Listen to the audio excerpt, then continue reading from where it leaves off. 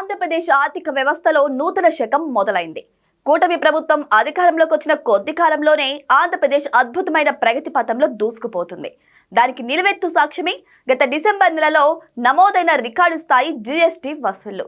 GST ప్రారంభమైన నాటి నుంచి ఎన్నడూ లేని విధంగా గత డిసెంబర్లో 2652 కోట్ల రూపాయల వసూళ్లతో ఆంధ్రప్రదేశ్ చరిత్ర సృష్టించింది. ఇది కేవలం సంఖ్య కాదు, కూటమి ప్రభుత్వ సమర్థవంతమైన పాలనకు నిదర్శనం. దేశవ్యాప్తంగా సగటు వృద్ధి రేటు 5.61% ఉంటే కూటమి ప్రభుత్వ హయాంలో ఆంధ్రప్రదేశ్ దానిని అధిగమించి 5.78% వృద్ధిని నమోదు చేసింది.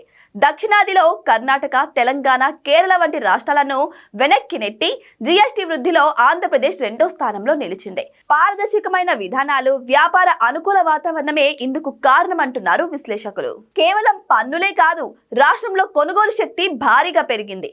ఆటోమొబైల్, సిమెంట్, ఎలక్ట్రానిక్స్ రంగాల్లో 23.69% వృద్ధి కనిపిస్తుంది.